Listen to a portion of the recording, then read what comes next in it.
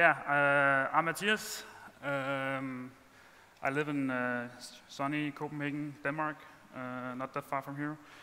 I go by Macintosh on Twitter and GitHub, so if you want to get in touch with me, that's probably the way to do it. We're going to talk about three things today. JavaScript, yay, BitTorrent, and a little bit of mad science. Stack VM represent, woo. All right, so we're on a bit of a tight schedule here, so we're just going to dive straight into it and get going. So what is BitTorrent? How does it even work? So how many people in here have heard about BitTorrent? All right. So like usually when I ask this question, and like what is BitTorrent, people tend to think this one thing, which is not completely untrue, but it's a bit sad because actually BitTorrent is just like way more than this. It's way cooler, has applications way beyond piracy. So yeah, let's talk a bit about how it works. So like normally when you fetch a file online, it could be any file, it could be a video of this talk that's probably going to go up in some while. You have this scenario where you have a server and you trust this server and you go to the server and you're like, dude, send me this file. And the server's like, yeah, dude, here's the file. Which is actually kind of nice because actually it's super simple, super nice. It's a diagram with two things on it, which is awesome. So what's the problem? Well, what happens when like 1 million clients come in and like, hey, we want to watch this video, it's going viral. I don't know if anybody saw the Apple keynote a week back, but they kind of had this experience. So what of course happens is that the server is like, hey, sending the file to everybody. It's like, it's going okay. You can still see some of the iPhone stuff going on there. It's like, oh, shit, it's starting to lag a bit. There's only one like natural thing that can happen. It's like, server explodes, right? Nobody's watching the video now. It's not really viral anymore. So how about we improve this? And a really like simple way of improving this would just be like just to have every client send data to each other, right? Kind of get a thing that looks like this. It's like we just call them peers instead of clients because now there's both sending and receiving data, and you're just like swapping data around. So that's awesome. This is basically what we call the peer-to-peer. But I mean, it introduces a couple of problems because now we're sending data from arbitrary people. We're getting data from arbitrary people. How can we trust this? How do we know that like no one will come in and be like, this is that other talk that nobody likes, or I don't know, CoffeeScript talks. So there's actually a really simple solution to this. You just take the file, the video we want to share. We just split that into equally sized pieces. Usually they're around 0.5 meg, 10 megs, and we hash each of them. People know what a hash is, right? It's like a digest, MD5 usually. So we can just get a piece of this file from anybody now, assuming we have these hashes, and we just hash this piece again, and we use this to verify it. And if the hash doesn't match, we know it's a bad peer. We throw him away. So the only thing we need to do now is just take this list of hashes, what we usually call a torrent file, and we can just put that on trusted server, and now the server just needs to distribute that. So that's pretty nice. But it still introduces this problem of, I mean, you still need people to talk to, right, to get the stuff. So how do we do that? Well, DHTs, distributed hash tables, all right. People know what a distributed hash table is? All right. So it's basically a table that's distributed. So like a table is a thing you put a key and a value in, and you can get like, give me the things that are stored on this key, and you get the values back. So we can just do something like this, where we just take our torrent file, and we hash that. So we just take a hash of hashes. That's a small like 20-byte thing, right? And we just store an address to ourselves in this thing. So now if we want to find out who shares this file, we just do a list of keys on our torrent file, and we'll get a bunch of peers back, and we just connect to them. Super simple. And the BitTorrent DHT is huge. I mean, it's crazy. Studies have shown there's around 10 million nodes in this database at any time. So it's like a database where you have 10 million nodes distributing data between each other, like partial data. It's crazy. And you need to take all these 10 million people down to shut down the network. It's insane. It's probably the biggest database deployment out there. So yeah, so that's basically how BitTorrent works. I think it's pretty simple. All right, so let's move on. So BitTorrent is really, really good for distributing a bunch of data. And there's a huge amount of data already on BitTorrent. That's cool. But wouldn't it be cool if we could like access all this data instantly, that we wouldn't have to wait to download all this data? Basically, if we could make a BitTorrent stream, I think that would be pretty cool. I'm a node guy, I like streams. So how can we do that? All right. So streaming BitTorrent basically means that we have these pieces, each equally sized piece, and we just fetch the piece we need based on demand. So if somebody wants piece 5, we just go ahead and fetch piece 5. That's the order we fetch it. So it kind of looks like this. You have a peer that has piece 5, and you just ask that peer, please give me that. But again, this introduces a problem because this guy can become like kind of evil and start being slow. So now we're not really getting our data. And if this peer is really slow, we're not really streaming. So that's a problem. Luckily, it's really, really easy to improve this thing. We just fetch the same piece from multiple peers. So we just take like the top, I don't know, 5 peers, rank them based on speed or something, and we just fetch the same piece from multiple people. So now we get the scenario, if one of the peers starts to act up and become slow, we can just detect that, like measuring his speed, and swap him out with someone else.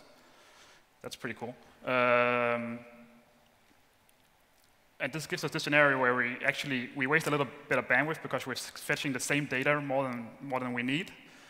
But it doesn't really matter because it's only for critical pieces, so it's probably only for like when we build up a buffer or similar, right? So it turns out it's a really, really good algorithm. So yeah, I implemented this as a node module because that's what we do these days. It's called Torstring. It's basically a node module that allows you to use this algorithm to fetch data, and allows you to do this really, really nice thing where you just pass a torrent file to a constructor and you get this abstraction back. And this abstraction contains a list of all the files in the torrent. And you can just create streams to this file right away. You don't need to wait for any of this to download. And you can even do like random access where you say, I just want bytes 1,000 to 10,000 or 0 to 1,000 right away. And the stream will start emitting data when it's ready. So what can we use this for? Well, it turns out that streaming on the internet is pretty big. It's a billion-dollar industry. There are huge players out there, people like Netflix. And it actually turns out that during peak hours, when everybody is like trying to watch House of Cards or something, Netflix consumes about 1/3 of all internet traffic. And if you think about that number for a second, it's like fucking huge. 1/3 of the internet? It's like, what? So natural conclusion, wouldn't it be really, really cool if we could just take some of these things and distribute using peer-to-peer instead of going to like a centralized thing like Netflix? So I implemented this. It's called PeerFlex. It's basically a program that streams video using peer-to-peer and BitTorrent to VLC. So yeah, I'm gonna try to do a demo of that. And it's a live demo, so things might blow up. Oh, this is the wrong way. Oh, there we go. All right, so it's like a command line tool. And you just do like PeerFlex. And you just pass it a torrent. And what we'll do now is actually go out and start fetching data from multiple peers and open up, we'll see. So it's on my screen here, 2 seconds. So this is actually streaming it now, live. There's no cache involved, nothing. This is like a video, a documentary. And we can even do really, really cool things like skipping the movie, because it's all random access, even though we're streaming, hopefully. Let's do this. Yeah.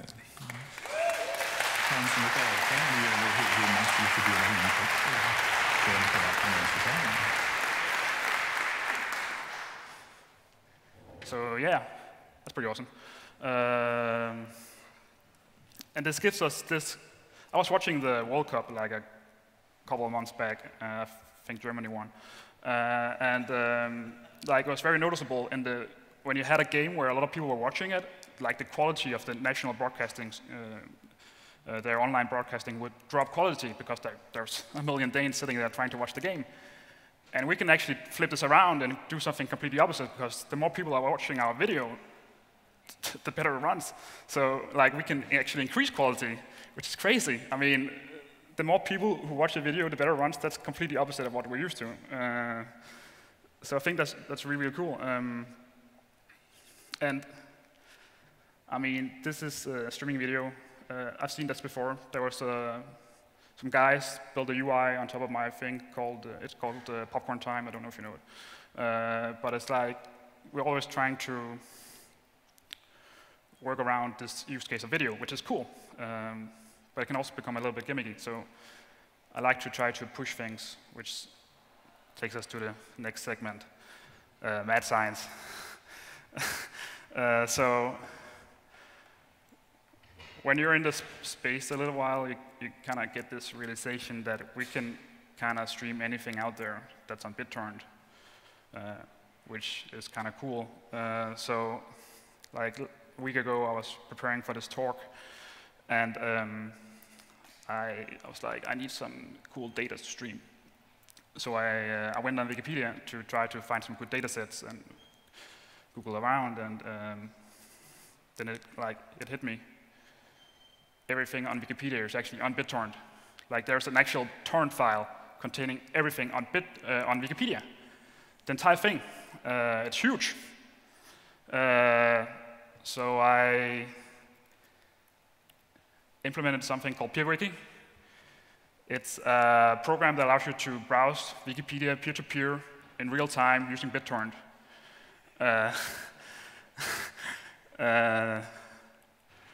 And I'm going to try to demo that. It's really bleeding edge, so I'm crossing my fingers here. So, oh.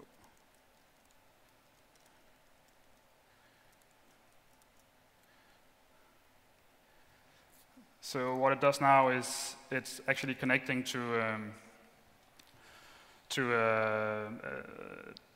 DHT, finding peers that share Wikipedia, and it creates a web server that runs on this thing. So what you're actually seeing here is the Wikipedia article on BitTorrent, streamed using BitTorrent from multiple peers. There's no like centralized servers involved here. This is all peer-to-peer. I don't know if you ever like went to Wikipedia and they had the small banner on top that says like, please give us money, because we run a lot of servers. Like this runs 0 servers. And we can even click the links here, hopefully. So there's a bit of latency involved, because now it needs to like go out and fetch this link I clicked on.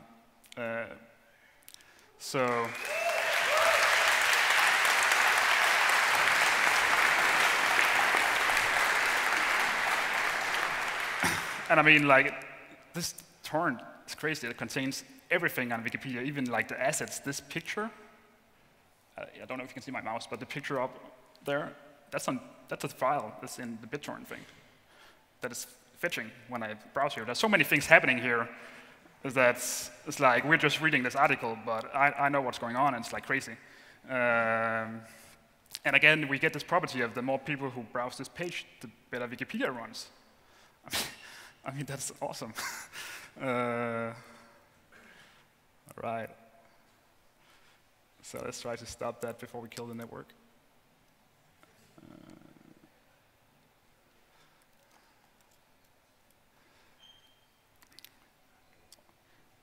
There's actually I think it's the first use case for BitTorrent. It turns out that like all of Linux is on BitTorrent. And it's like the use case we all hear that you should download Ubuntu using BitTorrent. So there's this program, it's called VirtualBox. And it allows you to spin up a VM using an ISO file. That could be a Linux ISO file and a virtual machine. What if we could somehow take VirtualBox and make it use BitTorrent instead? What if we could make it understand streams? Well, actually, that's kind of lame, because VirtualBox already has a nice feature. It deals with files. So what if we didn't do anything to VirtualBox and can't just make it work? I mean, what if we somehow made this thing that would make BitTorrent completely transparent on your machine and just make like everything appear as regular files, like a BitTorrent file system? So I implemented this. It's called Torrent Mount. It basically allows you to take any BitTorrent file, I mean any, it could be the Wikipedia one, it could be any other file, and pass this to the program, and it will create a virtual file system using something called Fuse, which is like a thing that allows you to build file systems in user space. And you can browse these using your browser, so let's try to do that. So I need to open a Finder. Of course, it opens on the different thing. So I just run Torrent Mount, and I pass the Ubuntu image. It is starting to connecting. It's downloading from 40 peers. I can go to my Finder now. Whoa. Sorry. I don't know if you can see it, but it's actually here in the Finder. There's a file now called Ubuntu that's not really there, and it's just an abstract file because we're still downloading from people, and we can hopefully boot up VirtualBox. 2 things. Oh, that was the wrong one. And I can go in and I can create a new virtual machine, and I can find storage, and I can just click on browser like I usually do in VirtualBox, and I can click open Finder, and now I just select this ISO file, and I can just launch VirtualBox. It's launching on 2 seconds. So what's actually happening here?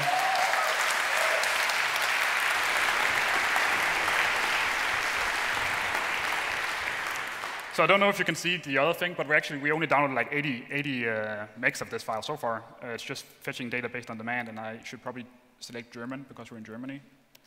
And it's like the Ubuntu install thing. And I see we have a little bit more time, so we can even like do more fun things with it. So let's just leave this. Oh, I should probably shut it down. I mean, we can also just take stuff like, we can take the torrent file I was using before, the video file, right? Mount that. And here's the video. It's an MP4. I should be able to open this with VLC, just as a regular file. It's not even there yet, the file, and it's playing. And it's like streaming in from BitTorrent.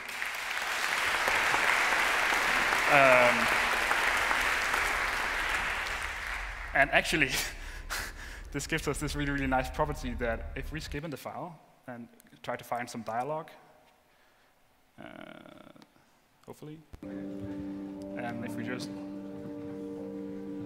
wait for someone to speak. Jag har You see påstått att subtitles meningen av there? verksamheten inte understiger. It's because like VLC is seeing, oh, there's another file here in this thing in the torrent. That's the subtitle file, and it's trying to read that file, but that file is also on BitTorrent.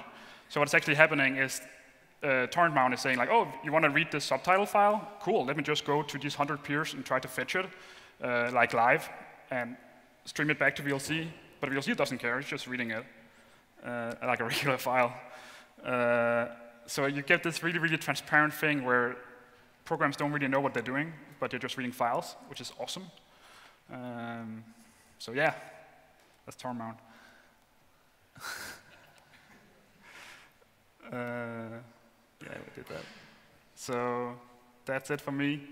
I'm already interested in talking Node, BitTorrent, JavaScript, mad science, anything. Please come find me in the hallway or at the party before I get too drunk. Or after, depending on how mad the science should be.